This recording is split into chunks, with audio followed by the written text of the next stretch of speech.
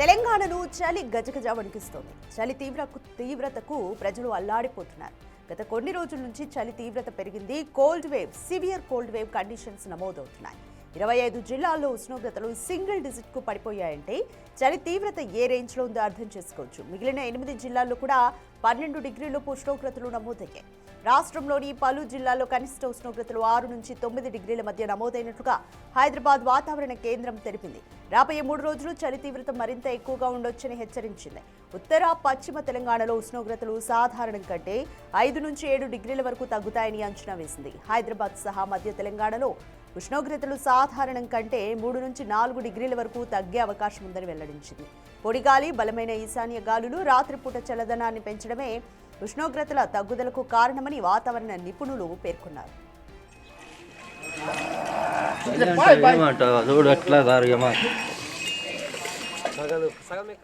చలిగాలుల ప్రభావం నేపథ్యంలో పలు జిల్లాలకు ఎల్లో అలర్ట్స్ ను జారీ చేశారు. హైదరాబాద్లోనూ కనిష్ట ఉష్ణోగ్రతలు 9 డిగ్రీలకు చేరుతున్నాయి. శివారు ప్రాంతాల్లో మినిమం టెంపరేచర్స్ పడిపోతున్నాయి. రంగారెడ్డి జిల్లా మొయినాబాద్ మండలం రెడ్డిపల్లిలో 6 నుంచి 6.5 డిగ్రీలుగా కనిష్ట ఉష్ణోగ్రతలు నమోదయ్యాయి. విండ్ చిల్ ఫ్యాక్టర్, పగటిపూట ఉష్ణోగ్రతల కారణంగా చలి తీవ్రత పెరిగి చలిగాలులు వీస్తున్నాయి. ఉదయం సమయంలో పొగమంచు దట్టంగా కమ్ముకుంటోంది.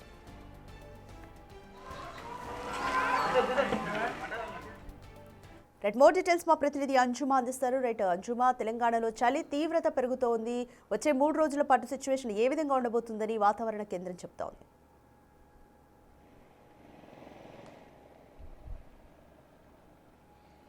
రాధిక, తెలంగాణ రాష్ట్ర వ్యాప్తంగా చలి చంపేస్తోంది. అనేక జిల్లాలలో మనకు సింగిల్ డిజిట్లోనే కనిష్ట ఉష్ణోగ్రతలు నమోదవుతున్నాయి. గత 3 రోజులుగా చలి తీవ్రత పెరిగింది. చలి గాలుల ప్రభావం కూడా అంతకంతకు పెరుగుతూనే ఉంది. ప్రస్తుతం మనం రంగారెడ్డి జిల్లా మొయినాబాద్ మండలం ఉన్నటువంటి రెడ్డిపల్లి గ్రామంలో ఉన్నాము.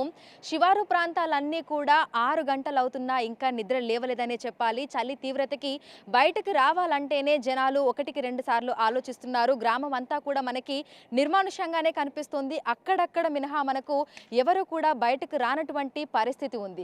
గత కొన్ని రోజులుగా చలి తీవ్రత పెరిగింది అని, అందుకే ఉదయం సమయంలో బయటకు రాలేకపోతున్నాము అనేది కూడా ఇక్కడ ఉన్నటువంటి స్థానికులు చెప్తున్నటువంటి మాట. సాధారణంగా మనకి గ్రామాలలో 4-5 గంటలకే నిద్ర లేచి ఎవరి పనుల్లో వాళ్ళు నిమగ్నం అయిపోతూ ఉంటారు. కానీ ప్రస్తుతం 6 దాటింది, 6:15 కావాల్సి వస్తున్నప్పటికీ కూడా ఇంకా మనకు ఎక్కడ మనకి జన సంచారం అనేది కనిపించట్లేదు. అక్కడక్కడ మాత్రమే జనాలు బయటకు వచ్చి వాళ్ళు కూడా చలిమంట వేసుకొని చలి కాస్తున్నటువంటి పరిస్థితులను కూడా మనం చూడొచ్చు.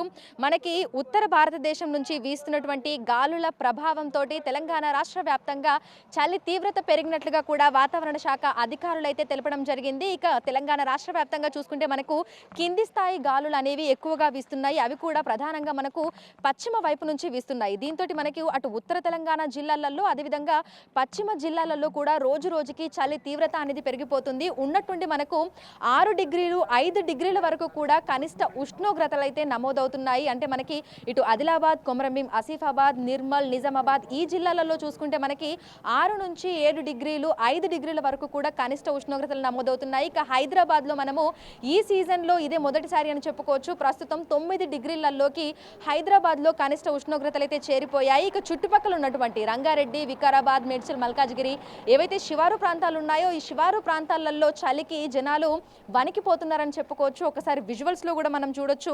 పొద్దున్నే నిద్ర లేచి వాళ్ళు ఈ చలికి తట్టుకోలేక చలిమంట వేసుకొని కాగుతున్నటువంటి పరిస్థితి కూడా ఉంది. ఒకసారి మరి గ్రామస్తులతోటి మాట్లాడదాము. గత కొన్ని రోజులుగా పరిస్థితి ఏ విధంగా ఉంది, సాధారణంగా ఈ టైంలో ఏ విధంగా ఉంటారు, ఇప్పుడు చలి పెరగడం వల్ల మరి ఎట్లుంది ఏంటి అని కూడా అడిగి తెలుసుకుందాము. అమ్మ, మామూలుగా అయితే ఎన్ని గంటలకు నిద్ర లేస్తారు? మామూలుగా అంటే 5 గంటలకు పని ఉంటే కూడా 5 గంటలకు లేస్తాం, 4 గంటలకు లేస్తాం. కానీ ఈ చలి గురించి, ఈ బాధ గురించి ఇప్పటిదాకా లేచినా మాకు లేవనీకి వస్తలేదు. మంట అయిన దాకా లేస్తాం. 2-3 రోజుల సంధి ఎట్లుంది పరిస్థితి? 4 రోజులు అవుతుంది ఇదే.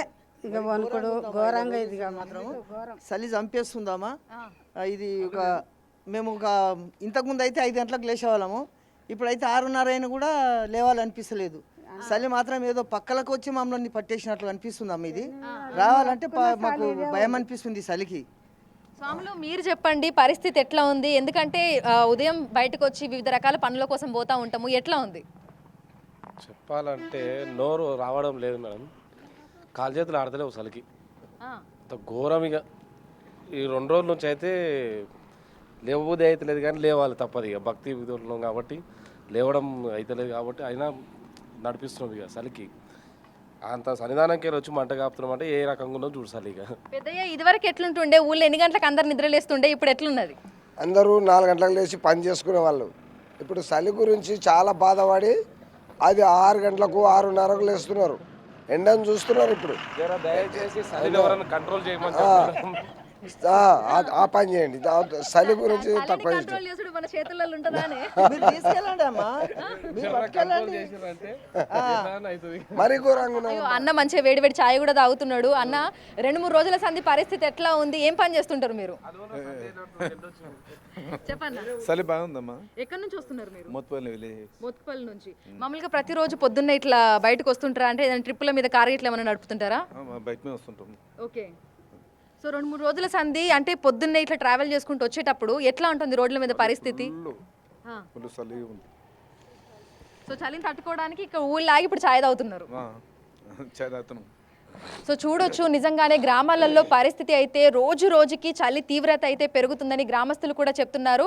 ఇటు రంగారెడ్డితో పాటు మనకు చుట్టుపక్కల ఉన్నటువంటి శివారు ప్రాంతాలు, అదేవిధంగా తెలంగాణ రాష్ట్ర వ్యాప్తంగా ఉన్నటువంటి అనేక జిల్లాలలో కూడా సింగిల్ డిజిట్లోనే కనిష్ట ఉష్ణోగ్రతలు అయితే నమోదవుతున్నాయి. మరో 2-3 రోజుల పాటు కూడా చలి తీవ్రత పెరిగే అవకాశం ఉన్నట్లుగా కూడా మనకి వాతావరణ శాఖ అధికారులు అయితే తెలపడం జరిగింది. ప్రజెంట్ ఏవైతే మనకు కనిష్ట ఉష్ణోగ్రతలు నమోదవుతున్నాయో అంతకంటే ఇంకా 3 నుంచి 4 డిగ్రీల వరకు తగ్గుముఖం పట్టేటువంటి అవకాశం ఉన్నట్లుగా కూడా చెప్తున్నారు. సో ప్రజలందరూ కూడా బయటకు వచ్చినప్పుడు అప్రమత్తంగా ఉండాలని, ముఖ్యంగా చిన్నపిల్లలు, వృద్ధులు తగు జాగ్రత్తలు తీసుకోవాలని అటు వాతావరణ శాఖ అధికారులు అదేవిధంగా వైద్యులు కూడా హెచ్చరికలు, సూచనలు జారీ చేస్తున్నారు. రాధిక. Right, thank you అంశుమా.